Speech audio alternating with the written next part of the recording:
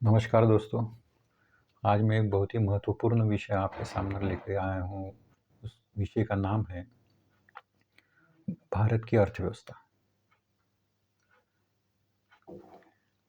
वैसे तो कोई भी देश की जो अर्थव्यवस्था होती है उसमें बहुत सारे पहलू देखे जाते हैं और उन यदि पहलू के ऊपर यदि हम ध्यान देते हैं, उन फैक्टर्स के ऊपर यदि हम ध्यान देते हैं तो हमारी अर्थव्यवस्था 100% आगे बढ़ सकती है। उसके जो कुछ पहलू है मैं आपके सामने रख रहा हूँ, जैसा नेचुरल रिसोर्सेस है, जैसे हमारे यहाँ पे यदि कुछ मिनरल्स मिलते हैं, जो खनिज संपदा है, और भौगोलिक परिस्थितियाँ है, और पेड़ पौधे जंगल जो भी हमारे पास में रिसोर्स है, पानी। वैसे हमारे देश में तो बहुत सारे ऐसे मिनरल रिसोर्सेस है कि हम यहीं पे उसको खनिज संपदा को, कच्चे माल को हम पक्का माल बना के विदेशों में बेच सकते हैं, या हमारे भी हम रिक्वायरमेंट जो है पूरी कर सकते हैं। जैसा ह्यूमन डेवलपमेंट है, दूसरा जो है ह्यूमन डेवलपमेंट, यदि हमारे जो नागरिक है यदि वो मानसिक रूप से, शारीरिक रूप से यदि स्वस्थ रहेंगे तो अर्थव्यवस्था को वो पक्का आगे बढ़ा सकते हैं। कैपिटल फॉर्मेशन है, पूंजी का निर्माण करना, टेक्नोलॉजिकल चेंज है, एजुकेशन सिस्टम जो है वो तो मूलभूत उसकी ज़रूरत होती है, जो फाउंडेशन होता है किसी भी अर्थव्यवस्था का। ह्यूमन रिसोर्स है वो तो उसकी तो कोई कमी नहीं है अपने पास में, वो बहुत जनसंख्या है, लेकिन सिर्फ क्वांटिटी होने से नहीं चलेगा। जो जो ह्यूमन डेवलपमेंट है वो भी साथ साथ होना चाहिए। तो इस प्रकार का हमारे पास में ह्यूमन रिसोर्सेस होना चाहिए कि जो मानसिक और शारीरिक रीत्या स्वस्थ हो। पूरे हमारे देश के नागरिक मानसिक और शारीरिक रूप से यदि स्वस्थ रहे तो हमारी इकोनॉमी में बूम आ सकता है। इंफ्रास्ट्रक्चर, वो तो किसी भी देश में यदि इंफ्रास्ट्रक्चर यदि बढ़ता है, अच्छा होता है, तो वहाँ की अर्थव्यवस्था अच्छी होने लगती है। लेकिन सब देशों की परिस्थितियाँ जो होती है वो अलग अलग होती है। मेरे हिसाब से आज मैं जो सोच रहा हूँ, क्योंकि आज हमने उस पेड़ को यदि नहीं लगाया तो आगे जाके हमारी परिस्थिति और विकट हो सकती है। और वो जो पेड़ है, उस पेड़ का नाम है रिसर्च एंड डेवलपमेंट। वो मैं समझता हूँ कि एक अर्थव्यवस्था की रीढ़ की हड्डी है। यदि किसी भी देश का यदि रिसर्च एंड डेवलपमेंट यदि अच्छा होता है तो उस देश की इकोनॉमी भी अच्छी होती है, क्योंकि रिसर्च एंड डेवलपमेंट से बहुत आधुनिक नई नई चीज़ें और अच्छे से अच्छी चीज़ हम बना सकते हैं। और उसके कारण वो जो हम जो बनाते हैं, यदि हम हमारे पास में रिसर्च एंड डेवलपमेंट यदि अच्छा रहा और उससे जो भी चीज़ें हमें प्राप्त होगी, पहले तो हम हमारे देश की पूर्ति करेंगे, देश की जो रिक्वायरमेंट रहेंगे उसको हम पूरा करेंगे। उसके बाद में हम विदेशों का सोचेंगे, फिर हम बाहर बेच सकते हैं और उससे पैसे कमा सकते हैं। आज जो हम बाहर से चीज़ें ले रहे हैं, हम टेक्नोलॉजी भी बाहर से ले रहे हैं, हम चीज़ें भी बाहर से ले रहे हैं।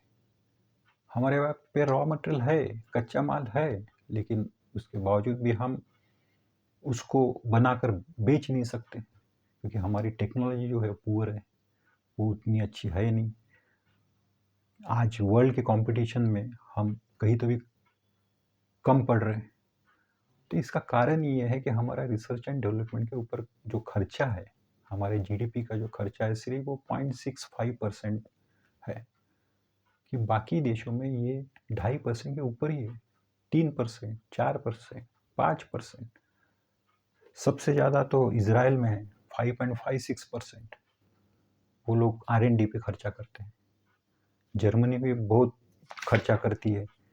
साउथ कोरिया 4.93% करता है। यूएस 3.47% करता है। लेकिन 3.47 उनके जीडीपी का, उनका जीडीपी कितना है यूएस का, और उनकी पॉपुलेशन बहुत कम है। हमारी पॉपुलेशन बहुत ज़्यादा है। अब हम लोग सोचते हैं कि हमारा 3.8 ट्रिलियन हो गया तो बहुत बड़ा इकोनॉमी हो गया, हम 5वें नंबर पे आ गए। लेकिन 5वें नंबर पे किस पे, सिर्फ वो ट्रिलियन में आ गए। लेकिन यदि पर कैपिटा जीडीपी यदि पकड़ें तो हम बहुत कम हैं, हम तो बांग्लादेश के आसपास हैं। तो इसके ऊपर सोचिए आप। तो हमने यदि इस पेड़ को नहीं लगाए, यदि हम रिसर्च एंड डेवलपमेंट के ऊपर ध्यान नहीं देंगे तो आगे जाके बहुत मुश्किल हो जाएगी। हम क्या बाहर से ही टेक्नोलॉजी खरीदते रहेंगे, हम बाहर से ही सब कुछ खरीदते रहेंगे, अच्छी नई चीज़, आधुनिक चीज़ें। तो इसमें पैसा बहुत हमें देना पड़ेगा, हमें प्राइवेट कंपनी को देना पड़ेगा, हमें देना पड़ेगा, नागरिकों को देना पड़ेगा, सरकारी कंपनी को देना पड़ेगा, सरकार को देना पड़ेगा। मिलिट्री के लिए अच्छे आधुनिक से आधुनिक हमें हथियार खरीदने पड़ती है, हम उसके लिए पैसे देते बाहर। अब वो लोग जो है वो कोई 1 रुपये की चीज़ हमें 50 पैसे में तो देने वाले नहीं, वो 1 रुपये की चीज़ हमें 2, 3, 4, 5 रुपये में देंगे। तो हमारा पैसा तो जाएगा उसमें। तो इसलिए हमें रिसर्च एंड डेवलपमेंट में यदि हम आगे बढ़ते हैं तो हमारे देश को बहुत ज़्यादा फायदा हो सकता है। इससे सभी क्षेत्र की समस्याएं हम सॉल्व कर सकते हैं। एग्रीकल्चर हो, इंजीनियरिंग हो, मेडिकल साइंस हो, किसी भी क्षेत्र में यदि हम रिसर्च एंड डेवलपमेंट पे यदि ध्यान देते हैं तो वहाँ पे यदि हम आधुनिक से आधुनिक चीज़ यदि हम खोजते हैं तो हमारे नागरिकों के लिए, हमारे देश के लिए वो काम में आ सकती है। अब हमारे यहाँ के जो देश के बच्चे बहुत इंटेलिजेंट हैं, लेकिन उन्हें यहाँ पे ये संसाधन नहीं मिलते करके वो बाहर जाते हैं पढ़ने के लिए, और फिर वहाँ पे रिसर्च करते हैं, वहाँ पे अच्छी अच्छी चीज़ें खोजते हैं और उन देशों को देते हैं, और वो देश आगे बढ़ रहा है। यानी ह्यूमन रिसोर्स हमारा है, हम इंडियंस लोग उधर जाके खोज रहे हैं, उनके यहाँ कमी है ह्यूमन रिसोर्सेज की, और उनकी जनसंख्या कम है, तो हमको वो यूज़ कर रहे हैं, हमारे दिमाग को भी यूज़ कर रहे हैं। क्यों? क्योंकि हम यहाँ पे कम पढ़ रहे हैं। यदि हमारे बजट में हम प्रोविज़न करते हैं कम से कम 1.8% की, जो कि ग्लोबल एवरेज रेट है, कि जीडीपी के 1.8% जो है ग्लोबल एवरेज रेट, यदि हम खर्चा करते हैं हमारे रिसर्च एंड डेवलपमेंट के ऊपर, यानी हमें 3 गुना ज़्यादा खर्चा करना पड़ेगा, तब जाके हम कहीं तो भी स्टैंड हो पाएंगे। और आज नहीं करेंगे शुरुआत, आज हम पेड़ नहीं लगाएंगे तो फल कब खाएंगे? कि यही ऐसा ही हम बाहर से खरीदते रहेंगे, हमारा पैसा वेस्टेज करते रहेंगे, और इसमें कुछ ही लोगों का फायदा होगा, लेकिन बाकी नागरिकों का क्या? इसलिए तो ये जो गैप है गरीब और अमीर में बढ़ती जा रही है, तो इसके ऊपर हमें सोचना होगा। हमें हमारे देश में हमारी टेक्नोलॉजी को हमें आगे बढ़ाना होगा, और सबसे पहले तो हमारे देश की जो रिक्वायरमेंट है उसको पूरा करना होगा। आज हम 60 लाख करोड़ का माल बाहर से खरीदते हैं, ये जरूरत ही नहीं रहेगी। और यदि आप पूर्ति अपने देश से ही करते हैं तो हमारे यहाँ का रॉ मटेरियल भी बचेगा। आज जो हम रॉ मटेरियल भेज के उसके बदले में और कुछ ले लेते हैं, और लेकिन रॉ मटेरियल की कीमत कितनी मिलेगी? रॉ मटेरियल की कीमत उतनी तो मिलती नहीं है जितनी फिनिश गुड की मिलेगी। तो इसके ऊपर हमें ध्यान देना होगा। मैंने जो अर्थव्यवस्था के ऊपर जो प्रकाश डालने की कोशिश की, मेरा प्रयास यही है कि ये बात जो भी प्लानिंग कमीशन में बैठे उन तक पहुँचे, और सरकारी लोगों तक पहुँचे, प्राइवेट के जो बड़े बड़े जो कॉर्पोरेट सेक्टर है उन तक पहुँचे, और वो इसके ऊपर विचार करें और अपने यहाँ पे रिसर्च एंड डेवलपमेंट में ज़्यादा से ज़्यादा पैसा खर्चा करें, और अपने टेक्नोलॉजी को आगे बढ़ाकर हमारे देश को आगे बढ़ाएं और देश को मजबूती दिलाएं।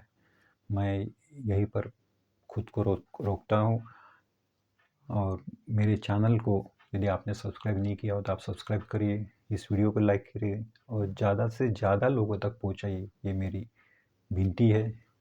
नमस्कार, धन्यवाद।